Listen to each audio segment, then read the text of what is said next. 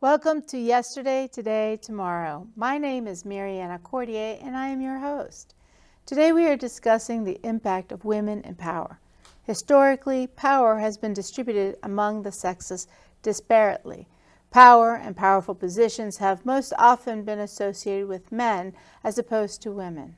Empowerment of women is a necessity for the development of a society since it enhances both the quality and quantity of human life.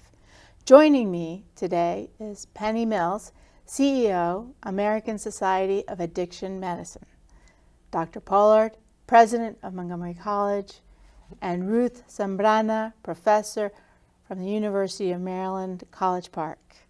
Welcome, ladies. I feel this is a powerful table today. I'm excited to be here. Well, I really appreciate it because, this is an important recognition to all of you about your roles and what you bring to society as powerful women in charge. You guys are in charge. So, Dr. Pollard, what do you say about being a powerful woman in Montgomery College, in the community college environment? What is that like getting there and the future? You know, one of my favorite quotes of all time is stand in your own space and know you're there. And I think that for me, doing this role as the president of a college means that I need to acknowledge the path that I got to be here, the people whom look at me to create a path for them, and then certainly any impact I want to leave in the community. I often tell people I'm just a little black girl from the south side of Chicago whose life is far bigger than I imagined. First in my family to complete college, certainly the first in my family to have a white-collar job. I often tell our students that I grew up extremely poor. My mother died when I was very young. I was primarily raised by my father. And as a result of that, there was a certain survival mentality that I think my father cultivated, and both my sister and I have a younger sister. And we, as a result of that, I think believed in a lot of hard work and responsibility. But my father was also one who wanted us to be able to take care of ourselves. So going to college, I tried to take that with me, had a few bumps along the way in that. Don't we all? I know. But I fell in love with college, which I've never left as a result of that, because college was liberating. I went from Chicago to Iowa State University and did my bachelor's and master's in English there. Took a faculty position at a community college after that. Then did my doctorate at Loyola University Chicago. And all along was very interested in systems. How could I use my influence, my expertise to influence a system in a way that it might have broader impact on students? And that's where I moved into progressive administrative roles. But I've also tried to have a balanced life. I am a wife, I'm a mother, I'm a girlfriend, I'm a daughter. And if I do all of those things well at any given point, I think that speaks to the type of woman I want to be and how I choose to use my power in a way to influence and also at the same time build pathways. And that's a very important thing about discussing not only what I do and how I'm doing it, but the balance that I have in my life, because without balance, we can lose our way, right? One of the things that pops in my mind, Penny, is in your organization dealing with substance abuse. You're the CEO. First of all, congratulations on that. You've been a CEO for how many years now? 10 years. 10 years. That's a long time. And did you expect to find yourself in that position when you started out? Not entirely. I've worked in healthcare my whole career. I say that my position with the organization I'm with now, which we finally call ASAM, the American Society of Addiction Medicine, really has been the most personally satisfying and professionally satisfying position I've had. I've worked in hospital administration and consulting and policy work, but really my position at ASAM pulls together everything I've ever done in my career. It also has a personal connection for me. My son struggled with addiction and mental health issues, and when this opportunity with ASAM came along, I really felt as though I could really make a difference, and it would be meaningful to me personally, as well as from a policy perspective, and frankly working in the addiction space, there's a lot of social justice issues also. That's a tough space to be in because, there's so many sad stories. And that, what I always find interesting as a criminal defense attorney is, right now there's the opioid crisis, but not too long ago there was the heroin crisis, and before that it was the crack crisis. And, when I was talking to you before about this, I was like, it's not the actual drug that's the crisis, it's the addiction. It's right? the disease of addiction. I'm disease. glad you recognize that. Not everybody does. You know, I find a lot of my job, I first have to explain to people what addiction is and convince them that it's a preventable chronic medical disease. And I've never worked in a healthcare space where I first had to convince people I represent a disease that needs to be treated. Wow. I worked in cardiology, I've worked in diabetes, I've worked in many other chronic diseases, but with addiction you first have to convince people that it's a treatable disease and that it's a disease, and that's part of the stigma that is a barrier to treatment and a barrier to access, and then I think that also contributes to the social justice issues. We've criminalized people with this disease. You know, huge proportion of people in prisons and jails have addiction and mental health conditions and are denied access to treatment, and that to me is a significant social justice issue. And the interesting thing is, I don't think that there's just now I think it's the appreciation is evolving that the impact of substance abuse can be mental health issues. And so, you know, what some people, professionals will say, well, if you have a mental health issue, we need to medicate you or treat you, and you already have someone with substance abuse issues. I imagine it makes it very complicated. Well, there's co-occurring mental health issues as well as co-occurring medical conditions. There's a lot of infectious diseases that go along with addiction because of injection drug use. And you know, part of our advocacy is ensuring that the individual gets treated for all of their conditions and all of their comorbid conditions, and you don't wait until you treat one before the other. And that's another, you know, big part of my work is policy and advocacy. And there have been situations where governments, actually state governments, would say, we won't treat you for your hepatitis C until you've been treated for your addiction. Well, you don't go into a hospital and say, we won't treat you for your heart disease until we've taken care of your broken leg or your diabetes. You know, you don't do that with any other medical condition. But with addiction, the people view it very differently and set up parameters and assumptions that don't apply to any other medical condition. They judge. That's exactly right. So we have good illnesses and bad illnesses. Just as we saw with the AIDS epidemic, certain cancers are seen as good cancers, and some cancers are seen as cancers that you were preventable, and as a result of that, we judge. That's a very profound observation, and with addiction, we still do that. Yeah, that's exactly right. And Ruth, you are the co-chair, I believe, with the Women's Studies at University of Maryland, correct? I'm the chair. The chair, sorry. I don't mean to take away. That's so okay. That's awesome. I'm so glad you came on the show because you bring us a historic perspective about, we have two wonderful ladies who are, you know, at the top of their game, but, you know, the history of how hard it was to get there. And then the perspective of young people today not really maybe understanding that the fight's not over. Right. So what do you think about, you know, the future for young women? Well, I think we need, history informs the present. And I think when we look at issues around women and power, we also have to sort of interrogate a little bit the construct of women and the construct of power. So I am an academic. I do a lot of research on these issues. So I'll take us back a little bit. Well, we can go back even to the 1920s, the voting rights, which was really for white women. Right. So from the beginning, we cannot look only at women. We have to look at women and interrogate race, ethnicity, socioeconomic status, etc. So I'll move from the 1920s, where only a small portion of women, and you know, we all live with Sojourner Truth, ain't I a woman? Because although there was women's rights, not all women had those rights throughout history. Right. And in the 1960s, with the civil rights movement, we also had a women's movement simultaneously. And there again, I think we have to look at who had the power to set the agenda, and racial and ethnic women, including women who were active in the Black Panthers, in really revolutionary movements. And it was about an agenda for the community and for women. And that's what's so important, isn't it? That the agenda got driven by these women that made what we're doing possible.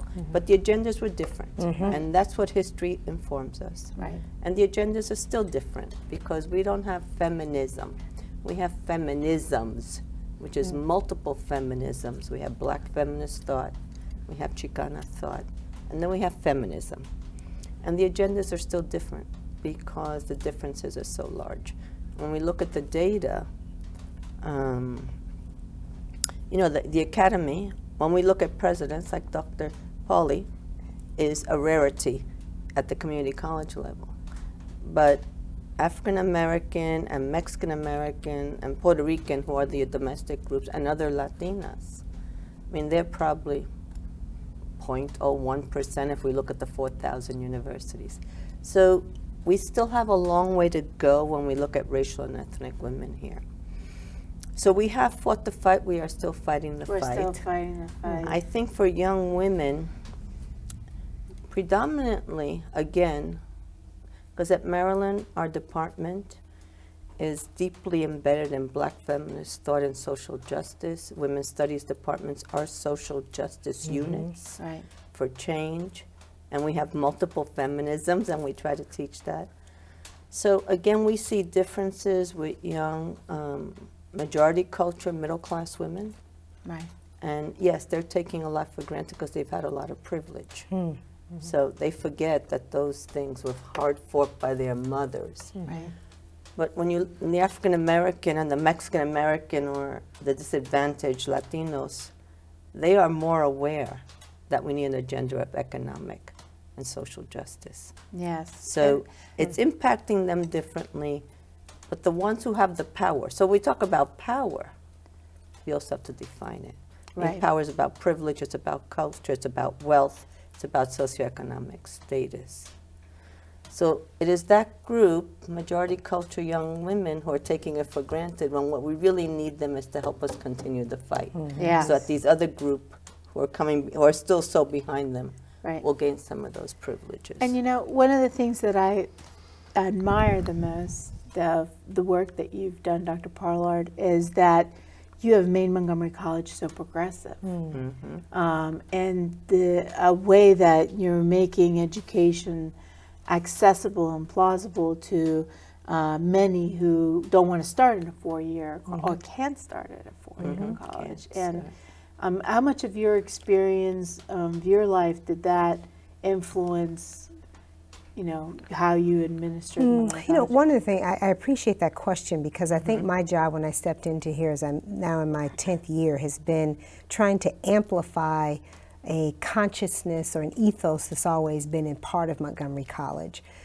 This college and this county, in my mind, really is a county that chooses to live its values out loud.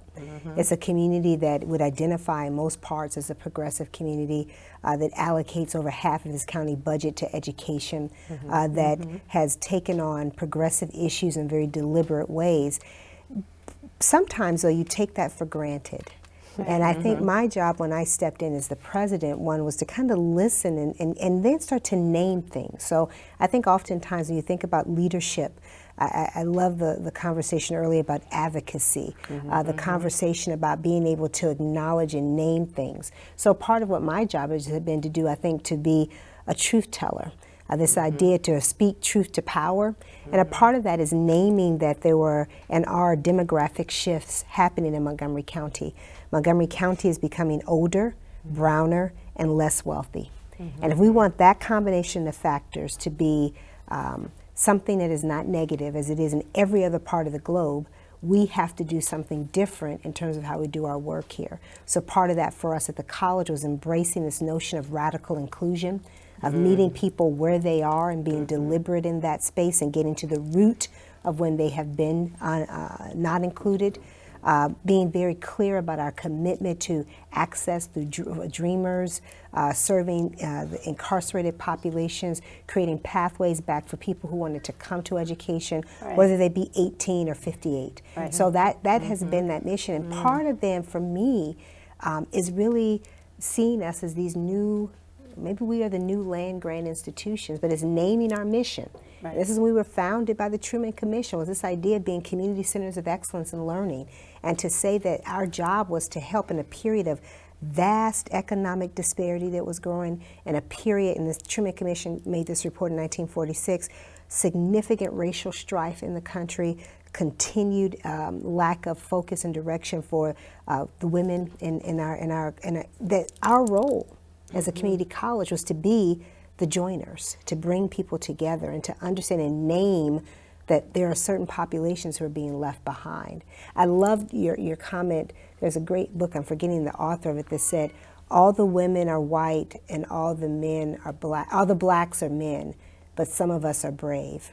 And that idea of saying that there's a whole group of folks oftentimes that are forgotten about when we think about the dominant idiom of the community. So for us, our job as a community college, and my job as the leader, I think, is to amplify and lift up that consciousness, provide direction, and if I do it really, really well, is to get out of the way and let other people do that work, but give them space and resources to do that work. Right. And Penny, you talked about advocacy and the importance of the advocacy. What are some of the challenges that your and other organizations are facing in advocacy? Well, certainly, you know, in the addiction arena, there are a lot of people in the space, but there may be some different perspectives. You know, I think, you know, I heard you mention, you know, the stigma, the judgment, and, you know, there's not always a full understanding, as I said, of the disease and the treatments and how you have to first educate policymakers about those things and then get to, and here's some steps which we think will be important to close that. And then, you know, I was reflecting on listening to what you were saying, Dr. Pollard, you know, that one of the things that I've also thought has been important in building my teams and my organization is I have an entire female executive team. And actually the mentor that I've had in my career, she was a CEO of a medical society, which is not very common. And she put together a female team, and we've stayed together. We meet informally because we're all at different organizations now. But I think both creating teams and then being mentors for others is incredibly important. I find mentorship being one of the primary things that has helped anyone, men, women, children, you know, to have someone to really kind of help guide you, because we always have those moments where we stumble. I know I've stumbled a few times, but a mentor can really give you that, you know, road to travel and the tools, you know. And then I think maybe you mentioned about, or someone did, about, you know, working with a family, you know, and the balance around that. But I always say the hardest job you'll ever have is being a working parent. And I think being able to have other women who are maybe a little older and have some experience who you can at least talk to, because there are days, at least I experienced, where you never felt like you were doing a good job at work or home. That struck a chord. I did. And you just have to imposter syndrome. You just have to keep going and doing the best you can. But I think being able to have other women you can talk to about that is incredibly important. I think related to that is the ideas you brought up is mentorship, but also sponsorship. And I think that to understand there's a difference between the two. Mentors certainly help guide you and they help give you perspective about your own growth. But every mentor is not a sponsor, and every sponsor is not a mentor. Sponsors oftentimes can create agency for you to get you in the room, who may be able to help create the opportunities for you. And I think that oftentimes, sometimes as women, we don't often think about the fact that we need mentors as well as we need sponsors, because those things are very important, is to get us in those spaces who are going to advocate for you when you're not there oftentimes. That's huge. And to be very deliberate in helping to give that constructive feedback for you. So I love that idea of having those folks. And the other thing is I have a network of girlfriends, and these are folks who on the Friday when I open up that bottle of wine and I need to call somebody, we can have that conversation. Or if I'm having a really bad day and I need to cry on the way home, maybe I'm the only one who does that, but every once in a while you got to do it. Is to have that sisterhood of people who help ground you. No, I like the idea of the sisterhood, and because sometimes I find that the hardest critics for women have been women, and or they are the stumbling blocks that we're trying to actually overcome. I've had many men sponsor and mentor, but I have to admit that sometimes it's been a little bit lacking on the, on the women's side. That's historic, though, I think. We've seen women, even when you look at the women's suffrage movement, you saw this women who, Divide. yeah. Yeah, because I think that I've been writing and thinking about mentoring for a long time. So I mean, there's always been an apprenticeship model, which males use predominantly, and then which, you know, I was mentored under an apprenticeship model throughout my career by white males. And it included sponsorship. But to I think now to really mentor women and men, well, let's say women, but I think when we talk about race and ethnicity, we have to include the whole community. Sure. Because, you know, the men are sort of down here too with the Oh, yeah. women. Maybe we can help them too. Yeah. So, Right. but you have to have caring, and you have to have compassion. But more importantly, you have to have knowledge of the different experiences, what it means to come from Chicago. I mean, my parents didn't graduate from high school. So, and I grew up in New York. I'm from a Puerto Rican family. But I found that the mentors I had asked me about my background.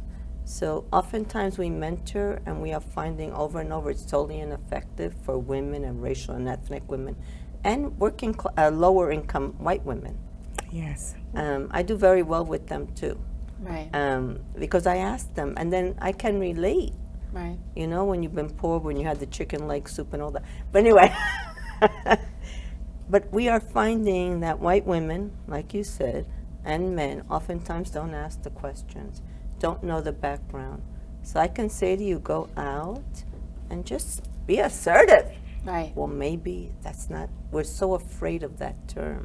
Right. So it's really, the mentoring has to be in a caring, compassionate, and knowledgeable format. So Yes. you really, know, but you gotta ask in order to know. So yes, we need mentors, and I think for at least for racial and for African American and Latina women to come up, we also need allies. Right. You know, they have to really tell us the obvious, because maybe we don't know the obvious sometimes. We don't know white normative culture. Right. So I think mentoring is important. I think it is overrated right now because it has become like just a tool. We just say mentoring. I think it's a box that people are checking off. Box. Yes, And thank you. Being in the career that I'm in, I can't tell you how many times where I think, okay, I'm going to state the obvious, and everyone's going to be booing me out of the room because they're like, well, we all know that. And the look of surprise and, oh, I did not think of that, for me was enlightening, you know. And so, I think particularly with Latina women that are, struggling day to day and don't have the education, but they're putting their kids through.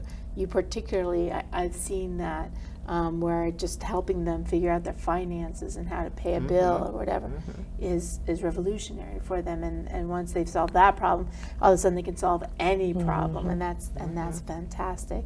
So in the last 30 seconds, Dr. Pollard, I'll give you the last 30 seconds since you're the president of Montgomery College. Oh boy.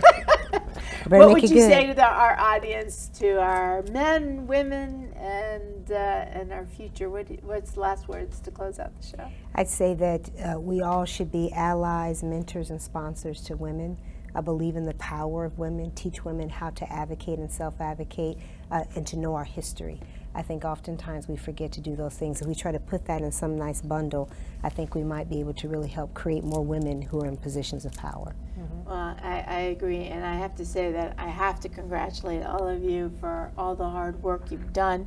It's really easy in a short show to say, oh, this is what I've done and where I've gotten, and it's not taking into consideration fully the sweat, the tears, and the effort that it absolutely took to get there. And I really appreciate that. Well, thank you. Yeah. I enjoyed this so much. Thank you. Yeah, Thank you this was so great. much. So you guys will Thank consider you. coming back? Of course. Sure. Of course.